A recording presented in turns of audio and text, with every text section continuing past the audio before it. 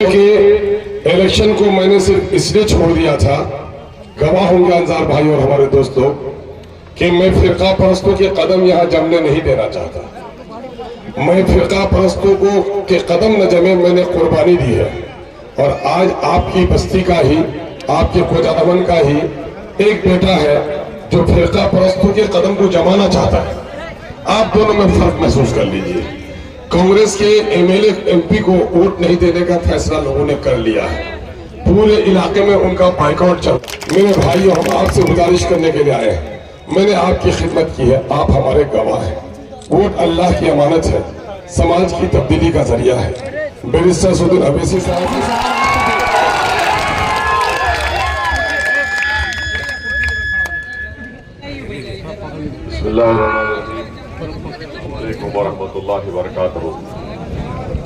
मुअज़्ज़िज़ हाज़रीन इकराम, बुज़ुर्गान क़ौम मिल्लत, मेरी सरदार माँ और बहनों, गयूर नौजवान साथियों, मंच पर तशरीफ फरमा मोहतरम जनाब अख्तरुल ईमान साहब, सदर बिहार प्रदेश मजलिस इत्तेहादुल मुस्लिमीन, रुकन असम्बली व उम्मीदवार किशनगंज, मोहतरम जनाब वारिस पठान साहब, साबिक़ रुकन असम्बली मुंबई, मेरे अजीज दोस्तों और बुजुर्गों, वक्त बहुत कम है और जैसा कि अभी अख्तरुल ईमान साहब ने कहा कि हमको इंशाअल्लाह और दो मुकामात पर जाना है।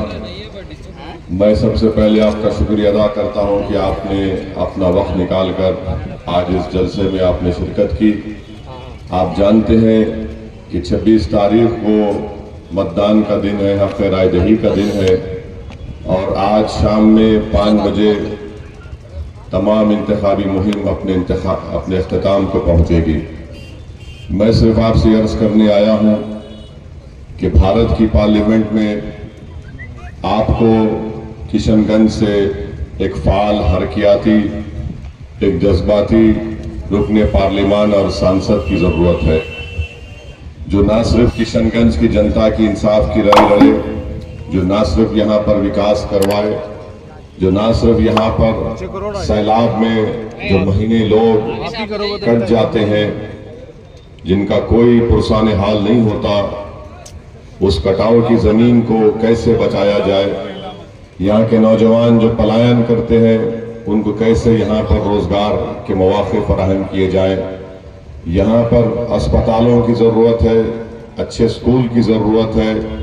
और फिर सीमांचल की जो इंसाफ की लड़ाई मजलिस इत्तेहादुल मुस्लिमीन 2015 से जब बिहार यहाँ पर आकर अपनी सियासी सफ़र का आगाज़ किया तो हमने आपसे वादा किया था कि हम सीमांचल की इंसाफ की लड़ाई लड़ने जा रहे हैं।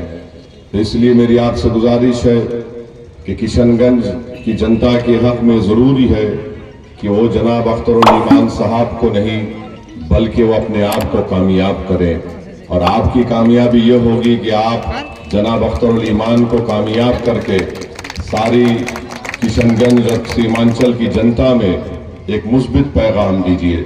26 तारीख का इलेक्शन किशनगंज और सीमांचल की अजमत का इलेक्शन है, तो मेरी आपसे गुजारिश है कि आप सीमांचल और किशनगंज के अजमत में इजाफा करिए। दूसरी बात जो मैं आपसे अर्ज करना चाह रहा हूँ, हमारे वतन अजीज में जो हालात हैं उससे आप वाकिफ हैं। पिछले 10 साल में और पिछले 5 साल में बीजेपी की सरकार रही, नरेंद्र मोदी देश के वजीर आजम है।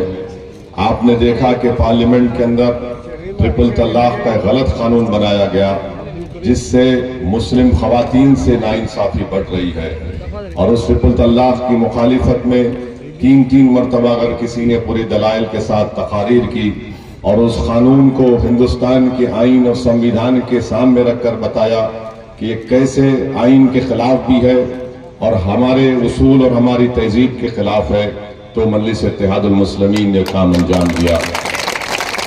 CAA का गलत कानून नरेंद्र मोदी ने लेकर आया जो मजहब की बुनियाद पर भारत की शहरियत को देता है।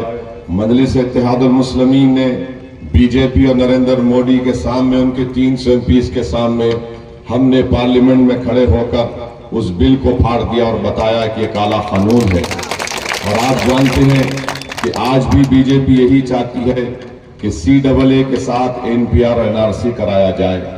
मैं आपको डराने के लिए नहीं कह रहा हूं। मैंने पार्लियामेंट में भी खड़े होकर कहा था कि आप CAA के कानून को, उसके रूल्स को इसलिए बनाना चाहते हैं ताकि सीमांचल की जनता को, जो आप घुसपैठी कहते हैं, उनको NPR NRC के तहत परेशान करना चाहते हैं। नरेंद्र मोदी पूर्णिया में आए और वही अपनी जबान से जुमला दोहराया कि यहाँ पर घुसपैठी है। तो याद रखिए मेरी इस बात को कि अगर NPR NRC होगा, जो बीजेपी कराना चाहती है, ये सिटीजनशिप के कानून के तहत किया जाएगा।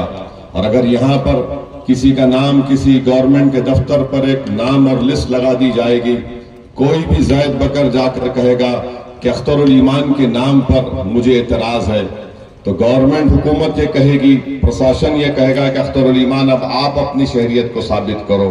मेरे अजीज दोस्तों और बुजुर्गों, ये नापाक अज़ाइम बीजेपी लेकर इस मुल्क में आगे बढ़ रही है। यूनिफॉर्म सिविल कोड का मसला है। यूनिफॉर्म सिविल कोड बीजेपी ने उत्तराखंड में उसको रायज कर दिया, उसको शुरू कर दिया। वहां पर क्या है उत्तराखंड में, कभी पढ़िए। और आपको एक अहम बात बता रहा हूं, जब उत्तराखंड में यकसा सिविल कोड को नाफिज किया गया था, कानून को पास किया गया था, तो कांग्रेस ने भी उसकी तायीद की थी।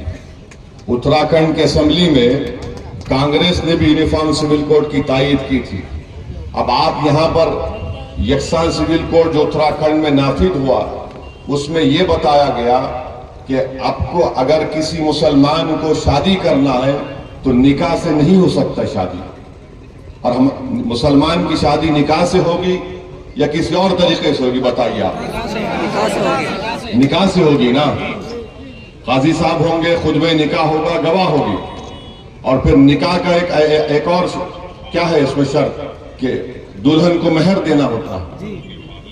अब वहां पर मेहर भी नहीं दी जा सकती। स्पेशल मैरिज एक्ट में शादी करने का कानून बन गया उत्तराखंड में। और कांग्रेस पार्टी उत्तराखंड में बीजेपी के साथ उस यकसा सिविल कोड के बिल की तायीद की है। अब आप अंदाजा लगा लीजिए कि कौन बी टीम है, कौन आपका दोस्त है, कौन आपका दुश्मन है। यकसा सिविल कोड का मतलब यह है कि भारत के आईन में जो हमारे को ये अख्तियार दिया गया, बुनियादी हक, फंडामेंटल राइट दिया गया कि अपने मजहब पर चले, नरेंद्र मोदी पूरे देश में यकसा सिविल कोड को नाफिज करना चाहते हैं। इससे नुकसान किसको होगा? किसकी मजहबी तशख्खुस को खराब कर दिया जाएगा, किसकी शनाख्त को खत्म कर दिया जाएगा। इसीलिए आपको ये सोचना पड़ेगा कि अगर अख्तरुल ईमान इंशाअल्लाह ताला जीत कर जाएगा तो आपके सामने कांग्रेस का उम्मीदवार है जो पिछले 5 साल से नाकार और निकम्मा साबित हुआ है। दूसरी तरफ मास्टर मुजाहिद है। क्या ये उठकर बिल की तायीद करेगा या मुखालिफत करेगा? आप फैसला कर लो। तायीद करेगा या मुखालिफत करेगा? तायीद करेगा, क्योंकि मास्टर को यकसा सिविल कोड से, निकाह से मतलब नहीं है। मास्टर ने निकाह कर लिया बीजेपी के साथ और उसका काजी बना दिया मोदी को। और डॉक्टर जावेद साहब का हाल यह है कि उनको ना तो निकाह की फिक्र है ना काजी की फिक्र है। बोलते बस मुझे जिता दो। तो ये हंसने का मसला नहीं है। आपको हम पैगाम देकर जा रहे हैं कि ये मुस्तकबिल में ऐसा हो सकता है। अब बात घुसपैठी की बात नरेंद्र मोदी ने राजस्थान में अपने भाषण में कर दी कि भारत में जितने मुसलमान हैं, अब तो हम समझ रहे थे किशनगंज की, सीमांचल की जनता को, बल्कि अब तो पूरे भारत के मुस्लिम अकलियत से कह रहे हैं कि घुसपैठी है। बाप बताइए, आप लोग घुसपैठी हैं? आप लोग घुसपैठी हैं? भाई दीवार पे खड़े हैं, डरने की जरूरत नहीं। आप घुसपैठी हैं क्या? जोर से बोलिए। जब घुसपैठी नहीं है तो फिर आप क्या करेंगे? आप घुसपैठी नहीं है तो आप भारत के नागरिक हैं, शहरी हैं। तो जो लोग आपको घुसपैठी कह रहे हैं, आपको 26 तारीख को अपने बूथ को जाकर जहां पर पतंग छाप दिखेगा वहां पर बटन दबा के जो घुसपैठी है, बोल रहे हैं, जो निकम्मे, उनको आपको दबाना पड़ेगा। दबाएंगे ना आप लोग? आपके पतंग छाप पर बटन दबाने से वो निकम्मे लोग भी दब जाएंगे और जो घुसपैठी कह रहे हैं उनको भी दबा दीजिए जमहूरी तरीके से। और एक बात हमारी याद रखिए, पूर्णिया में तेजस्वी यादव गए थे तेजस्वी यादव। हमको क्या बोलते हैं कि वोट कटवा बोलते हैं, हमको बोलते हैं ना, शर्माइए मत, बोलते हैं, हमको कोई फिक्र नहीं है, हमको जो गाली देना दे दो आप। ये वोट कटवा कहते हैं, बी टीम कहते हैं। तेजस्वी यादव ने अपने भाषण में कह दिया कि अगर आप इंडी अलायंस को वोट नहीं दे सकते तो एनडीए को दे दीजिए। उनका भाषण है ये। आप ये जो क्या है, ये एबीपी का है ना चैनल, ये वाला इन्होंने चलाया इसको, हमको इनका रिपोर्टर ने बताया। तेजस्वी यादव ने कहा अगर आप हमारे उनका औरत का नाम, महिला का नाम क्या, अख्तर भाई, बीमा भारती मोहतरमा को वोट नहीं दे सकते तो बीजेपी के कैंडिडेट को दे दीजिए। उन्होंने यही कहा है। अब आप बताइएगा कौन बी टीम है, फिर आप बताइए कौन बी टीम है। हम समझ रहे थे कि नीतीश तुम्हारे चच्चा, अब तो मालूम है कि मोदी भी तुम्हारा चच्चा बन गया। ये बात सही है नहीं, ये बताइए। अरे भाई पप्पू यादव को तुमको हराना है तो हराओ ना, मगर तुम बीजेपी को वोट दे तो कैसे कह सकते। अब आप सोचिए, और यहां पर कांग्रेस और तेजस्वी मिलकर आ रहे हैं, ये एक ही खानदान का हिस्सा है। इसलिए हम आपसे कह रहे हैं कि अख्तरुल ईमान न इनका है न उनका, अख्तरुल ईमान आपका रहेगा हमेशा। अख्तरुल ईमान आपके दिल में बसेगा, बसता है। अख्तरुल ईमान इस जमीन से पैदा हुआ है जो गरीबों के दरमियान में उभर कर निकला है। अख्तरुल ईमान की जिंदगी कोई बड़े दौलतमंद घराने में नहीं हुई है। वो गरीबों की तकालीफ को समझता है, वो आपके ख्वाबों को पूरा करना चाहता है, वो आपके आंख से निकलने वाले आंसुओं को अपने आंसू समझता है। तो इसलिए हम आपसे अपील कर रहे हैं कि आप लोग 26 तारीख को ना इनको दीजिए ना उनको दीजिए, अपने आप को कामयाब करिए जो अख्तरुल ईमान है। और डॉक्टर जावेद ये कह रहे हैं कि नहीं नहीं मुझे कितना भी गाली दे दो वोट मुझे पड़ेगा। डॉक्टर जावेद साहब इंशाल्लाह आपको ना गाली पड़ेगी ना वोट पड़ेगा, आपके बाद अख्तरुल ईमान को वोट पड़ेगा। और डॉक्टर जावेद बार बार ये कहते हैं कि मैंने 5 साल में 1.5 लाख किलोमीटर चला। अरे भाई, कोई इंसान 5 साल में 1.5 लाख किलोमीटर चल सकता है? रोज 100 किलोमीटर चलना पड़ता है 5 साल के लिए। डॉक्टर साहब आप डॉक्टर हैं, आप तो डॉक्टरी करें कश्मीर में। अगर आप 1.5 लाख किलोमीटर चलते तो कम से कम आप दुबले पतले हो जाते हैं बच्चों की तरह। आप तो मोटे ताजे हैं। अच्छा, हरभरी जगह का नाम है ना अख्तर में, खरखरी। वहां पर गए हम लोग 1 साल पहले, हमको बुलाए, वहां की जनता बोले आ जाइए, फोन के अख्तर भाई का आ जाइए। हम अख्तर भाई ने कहा कि सर आ जाइए। हमने कहा करना क्या? बोले सर नदी में चलना है। हम बोले ये क्या बात है? तो हम चले गए। हम तो सीमांचल के लिए हर काम करने तैयार है। चले गए, तो नदी में चला दिए 15 मिनट, घुटने बराबर पानी था, खैर हम चले गए। उसका नतीजा एक निकला कि 1 हफ्ते या 8-10 दिन के अंदर तेजस्वी यादव ने अख्तर भाई को असेंबली में मिलकर बोला कि अख्तरुल ईमान साहब, हम आपका ब्रिज सैंक्शन कर दिया, आप पानी में क्यों उतर गए? अब आप देखिए 15 मिनट हम और अख्तरुल ईमान नदी में चले तो 10 दिन के अंदर ब्रिज मंजूर हो गया। अगर अख्तरुल ईमान 5 साल सीमांचल चलेगा तो किशनगंज कहां से कहां चला जाएगा? तो आपने 5 साल जावेद को दिया, वो उनके चलने नहीं चलने से कुछ फायदा नहीं हुआ आपको। अख्तरुल ईमान को दीजिए और कामयाब करिए, यही आपको करना है। और मास्टर मुजाहिद है, मास्टर मुजाहिद का मास्टर कौन है? नरेंद्र मोदी है। मास्टर मुजाहिद का मास्टर नरेंद्र मोदी है। और याद रखिए, अगर आप इनको वोट देंगे बीजेपी को फायदा होगा। अगर आप डॉक्टर जावेद को वोट देंगे तो वो 5 साल में कहीं पर नजर नहीं आए।